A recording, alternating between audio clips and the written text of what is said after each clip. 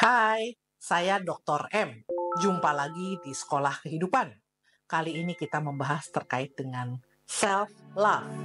Sayang orang lain, tapi kurang sayang diri sendiri. Mari kita amati di sekitar kita. Cukup banyak orang-orang yang memiliki banyak cinta berlimpah di dalam hatinya kepada orang lain, tetapi seringkali dirinya sendiri kurang mendapatkan cinta itu. Padahal kalau kita betul-betul bertanya, dari mana sebetulnya kita belajar mencintai? Dikatakan oleh Christian Nestle Bovy bahwa cinta pertama dan cinta terakhir kita adalah cinta kepada diri kita sendiri. Apakah mungkin kita bisa mencintai orang lain bila kita tidak pernah berhasil mencintai diri sendiri? Seperti dikatakan seorang Robin Sharma, hanya ketika Anda telah menguasai seni mencintai diri sendiri, baru Anda dapat benar-benar mencintai orang lain. Sahabat Afi, sekarang mari kita kupas. Apa itu self-love? Self-love adalah perilaku menghargai, menerima, dan merawat diri sendiri. Ada 3 aspek di dalam self-love. Yang pertama, self-respect, menghargai diri sendiri, dan itu terkait dengan penerimaan diri, self-acceptance. Karena saya menghargai diri saya sendiri, saya suka menjadi diri saya sendiri, saya menerima diri saya dengan semua kelebihan dan kekurangannya. Itu aspek pertama dari self-love. Aspek kedua adalah self-care, merawat diri sendiri. Ini tentu berkaitan dengan kesejahteraan diri. Apa yang saya butuhkan, apa yang tubuh saya butuhkan, itu yang akan saya berikan. Apa yang saya butuh, asupan, saya akan makan dengan pola makan yang sehat. Apa yang badan saya perlukan, saya perlu latihan, bergerak, saya akan berolahraga. Badan saya capek, saya butuh istirahat, saya akan istirahat. Itu aspek yang kedua, self-care. Dan ini berkaitan dengan well-being, kesejahteraan diri. Yang ketiga, emotional management dan resilience. Apa itu emotional management? Bagaimana emosi saya? Bagaimana kondisi kesehatan mental saya? Bagaimana apa yang sedang saya pikirkan dan rasakan? Apa aspirasi saya? Kita mendengarkan itu, kita memperhatikan itu, kita menganggap itu penting. Seperti juga kita menganggap penting kesehatan mental orang lain, aspirasi orang lain, apa yang orang lain rasakan. Ketika kita bisa menerapkan itu kepada orang lain, tentu seharusnya, sewajarnya, kita juga bisa menerapkan itu ke diri sendiri. Sekarang pertanyaannya, apa bedanya self-love dengan selfish? Atau yang kita sering dengar adalah egois, ya. Orang-orang yang memiliki self-love yang baik justru memahami betapa berharganya orang lain, betapa berharganya manusia itu. Mengapa? Karena saya sayang diri saya tadi ada aspek tadi, saya respect, saya self-care, saya memanage emosi saya, menjaga kesehatan mental saya juga melihat bahwa orang lain ya seperti itu juga. Mereka juga butuh di-respect, mereka juga butuh dirawat, diperhatikan kebutuhannya, mereka butuh dihargai emosinya, kesehatan mentalnya. Justru karena saya memiliki self-love yang baik, seseorang yang memiliki self-love yang baik memahami betapa berharganya orang lain dan mengetahui bagaimana mencintai orang lain. Kenapa dia memahami bagaimana mencintai orang lain? Meskipun kata orang, setiap orang punya bahasa cinta yang berbeda-beda. Cara saya merasa dicintai dan cara orang lain merasa dicintai berbeda. Tapi mencintai orang lain bisa betul-betul kita terapkan ketika kita belajar, sudah tahu bagaimana mencintai diri kita sendiri. Kita tahu bagaimana mencintai orang lain. Jadi orang dengan self-love yang baik bisa mencintai orang lain tanpa merendahkan, tanpa mengecilkan, dan tanpa meniadakan dirinya sendiri. Jadi orang yang punya self-love yang baik tentu justru tidak egois. Ya, orang yang egois, semuanya hanya dirinya, dia justru tidak bisa melihat orang lain. Gitu ya. Tapi orang yang self-love yang menerapkan self-love, yang punya self-love yang baik, dia juga akan melihat orang lain juga berharga, sama seperti dirinya. Sekarang, apa pengaruhnya kalau kita punya self-love yang baik? Yang pertama, self-love terbukti berkontribusi terhadap kesehatan mental. Orang-orang yang memiliki self-love yang baik karena dia tadi self-respect, dia nyaman menjadi dirinya, dia menerima dirinya, jadi tidak terjadi inkongruensi yang terlalu berlebihan antara ideal self, diri yang diimpikan, dengan real self, diri yang sebenarnya. Karena dia cukup nyaman dengan dirinya, dia accept dirinya. Dengan itu dia lebih sehat mental, tidak berkonflik banyak dengan diri sendiri.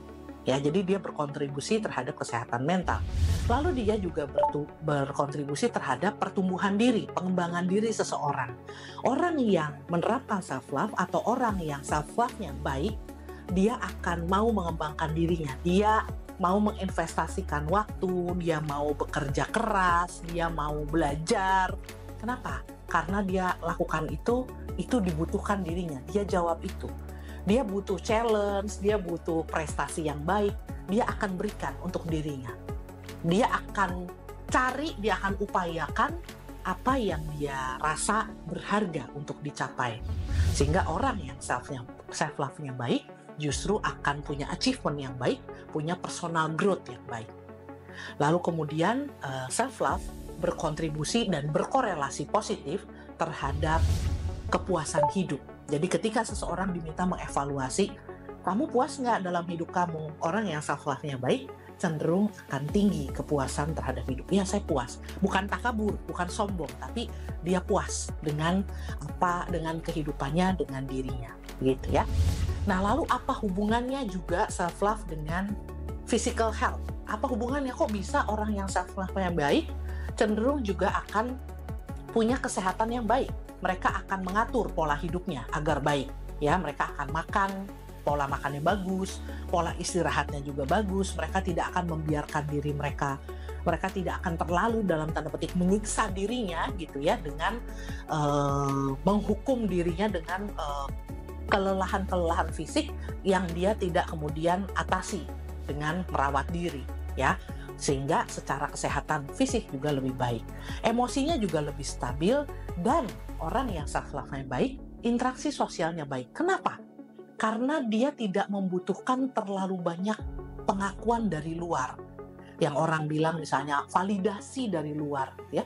Setiap orang tentu butuh apresiasi dari orang lain, setiap orang ingin juga didengarkan, setiap orang ingin divalidasi. Tetapi untuk orang yang self-love-nya baik, dia bukan budak validasi, sehingga justru interaksi dia dengan orang lain, orang signifikan terutama, itu lebih sehat karena dia tidak menuntut orang lain memenuhi apa yang kurang dalam dirinya, karena dia cukup dengan dirinya ya. Keren banget ya. Lalu kalau dalam kehidupan sehari-hari, orang yang self-love-nya baik, dia produktivitasnya juga baik. Dia mengaktualisasikan diri dengan baik, dia rajin, dia produktif, dia bisa decision making lebih baik, dan secara keseluruhan dia lebih bahagia. Sekarang, apa hambatan dalam memiliki self-love yang baik? Karena orang tahu, iya bagus ya punya self-love yang baik, tapi kok susah ya? Gitu, lebih gampang menyayangi orang lain, mencintai orang lain daripada mencintai diri sendiri. Ada sebagian yang mengatakan itu. Hambatannya ada dua, satu dari dalam, satu dari luar. Sekarang kita lihat yang dari dalam dulu. Dari dalam, hambatan internal itu adalah terkait dengan self-doubt, meragukan diri sendiri. Ya, contoh kita ngerasa, wah, apa iya aku nih baik, kok kayaknya kurang ya dibandingkan orang lain gitu ya. Lalu kita juga seringkali punya negatif self-talk, itu yang membuat kita menjadi terhambat dari dalam. Aku bodoh, aku sial, aku jelek, aku tidak layak hidup gitu ya. Kata-kata yang terus-menerus kita katakan kepada diri kita sendiri yang negatif, yang bertentangan dengan self-love itu sendiri yang ingin kita kembangkan tentu saja ya. Nah, itu tantangan-tantangan dari dalam. Sehingga tantangan utama dari dalam itu adalah sabotase diri tadi. Jadi kita ingin menyayangi diri sendiri, tapi ada kekuatan dari dalam yang itu biasanya muncul juga karena ada trauma ya, di masa lalu di mana keberhargaan diri kita dihancurkan, atau kita mengalami jadi korban pembunuhan karakter, ya. Badan kita bukan yang dibunuh, tetapi karakternya, jadi dihabisi gitu ya. Oh, kamu jelek, kamu hina, kamu bodoh, apapun itu ya. Mungkin di masa lalu kita mengalami itu dan itu kita internalisasi. Itu menjadi hambatan secara internal. Walaupun mungkin asal muasalnya penyebabnya dari luar ketika di masa lalu ada peristiwa yang menyakitkan. Sekarang dari luar, tantangan dari luar itu adalah ekspektasi dari sekitar, ya, norma-norma sosial. Contoh misalnya, seringkali seseorang itu menjadi merasa selalu kurang, tidak pernah cukup karena tuntutan tinggi dari sekitarnya. Sudah pintar, pelajarannya bagus, nilai-nilai akademisnya bagus, masih harus menunjukkan lagi, harus selalu bagus, harus lebih lagi. Dapat 80 sudah bagus, orang lain 70, 60 misalnya. Kita harus 90, kalau enggak bukan nilai. Ya, ada ekspektasi yang tinggi. Sudah akhirnya lulus SMA dengan bagus, harus cari kampus yang paling bagus. Cari kampus paling bagus, bersusah payah, lulus, harus cari kerja paling bagus. Kerja paling bagusnya pun ada tuntutan-tuntutan tertentu. Capek, nggak pernah cukup. Dari luar, tuntutan terlalu tinggi. Yang kedua, ada hambatan dari luar juga. Kalau kita terjebak kepada relasi, terutama relasi intim yang toksik, ya, unhealthy relationship, itu sangat menghambat self-love. Ya, apalagi kalau punya pasangan yang lu mah egois, kalau gitu egois, kalau kamu nggak ikut atau nurutin aku berarti kamu jahat, kamu egois. Kita jadi mempertanyakan lama-lama, ya, ada dalam relasi itu, ini emang gue beneran jahat kali ya, ini gue yang egois kali ya, tapi aku tuh sebetulnya mengharapkan ini, aspirasiku tuh sebetulnya itu tidak sama dengan dia, tapi disalahkan, kitalah yang salah, kitalah yang jahat, kitalah yang egois, kitalah yang tidak empati, gitu ya. Dan ada dalam relasi itu, apalagi lama, wah, bisa betul-betul menghabisi self love kita. Rasanya kayak kita, wah, nggak ada lagi nih, gitu ya. Lalu yang ketiga memang perbandingan, ya, dari sosial media, dari segala macam, dari orang lain. Kita ngeliat, oh, yang disebut sukses tuh ini, yang disebut sukses tuh itu, yang disebut keren tuh ini, yang disebut orang baik tuh apa. Semuanya faktor dari luar.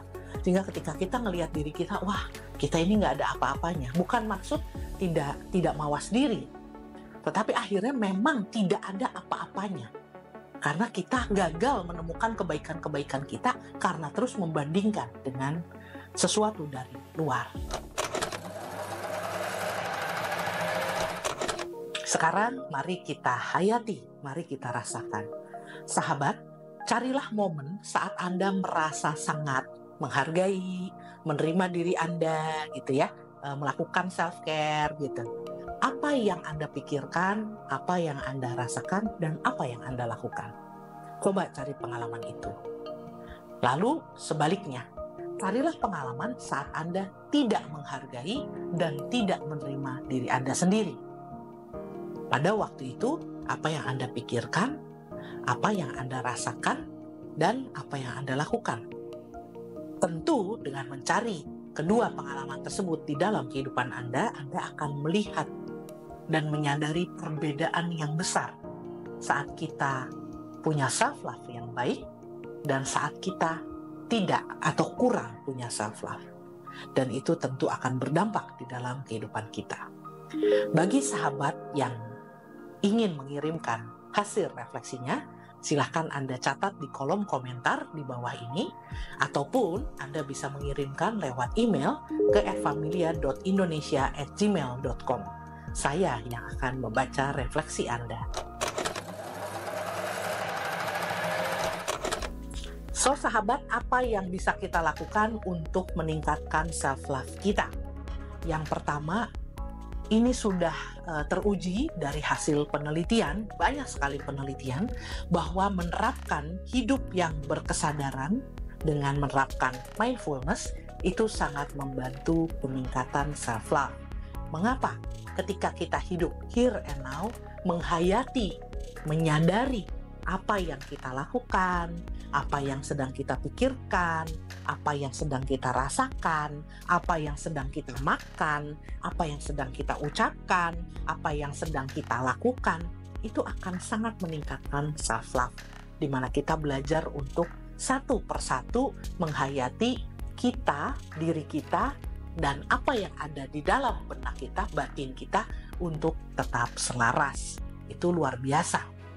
Yang kedua yang kita bisa lakukan adalah menjalankan pola hidup yang sehat. Pola hidup yang sehat, sahabat, tentu tidak perlu diberitahu panjang-panjang ya. Pola makan, pola istirahat, pola olahraga yang tidak berlebihan, tidak kekurangan, tidak berlebihan. Sesuatu yang berlebihan dan sesuatu yang kekurangan sama-sama tidak baik, sama-sama tidak seimbang. Yang keempat adalah seimbang. Yang ketiga, pengembangan diri berkelanjutan. Apa yang perlu Anda pelajari? Apa yang perlu Anda latih? Apa yang perlu Anda ubah? Apa yang perlu Anda terima? Apa yang perlu Anda kembangkan? Skill-skill baru, hobi baru, aktualisasi diri, pencapaian-pencapaian baru. Kita terus bertumbuh. Kenapa? Karena kita menghargai dan menyayangi diri kita. Kita ingin menjadi lebih baik setiap hari daripada kemarin, esok hari lebih dari hari ini, karena kita menghargai diri kita sendiri. Kita ingin melakukan yang benar, baik, bermanfaat, maka kita terus mengembangkan diri. Yang keempat, melakukan apa yang Anda perlu lakukan, kewajiban-kewajiban, tugas-tugas, ya, apa yang sudah kita komit, gitu ya, kita janjikan tanpa menunda-nunda. Sahabat, salah satu bentuk kita kurang menghargai dan menyayangi diri sendiri, lagi kurang self-love, adalah ketika semua tugas Anda menumpuk karena Anda melakukan prokrastinasi. Ya, penundaan-penundaan itu sebagai tanda awal Anda sabotase diri. Nah, dengan self-love kita lihat, ini memang perlu aku lakukan, ini baik untuk aku. Melakukan yang benar, bukan hanya yang enak. Itu benar untuk dilakukan, dan itu akan mengubah. Sehingga kita dengan self-love akan semakin banyak, kita akan semakin sedikit kita keteteran karena kita melakukan prokrastinasi. So, lakukan apa yang perlu dilakukan. Jangan ditunda-tunda. Bila dalam menerapkan self-love, Anda merasa Anda memiliki hambatan-hambatan terkait dengan trauma, terkait dengan lingkungan yang mungkin tidak sehat, yang mempersulit Anda untuk menyayangi diri Anda sendiri, jangan malu, jangan ragu untuk mencari professional help. Ya, silahkan ke konselor, ke psikolog, ke psikiater, praktisi kesehatan mental untuk membantu Anda dalam meningkatkan self-love Anda. Lalu yang terakhir adalah bangunlah komunitas yang suportif, di mana Anda memiliki relasi yang sehat dengan sekitar Anda, karena mereka bisa menjadi support system. Sama-sama saling meningkatkan self-love, dan Anda juga berkontribusi mencintai dan menyayangi sesama. Selamat menerapkan self-love. Terima kasih atas kebersamaan kita. Sampai jumpa di episode Sekolah Kehidupan berikutnya. Bye-bye.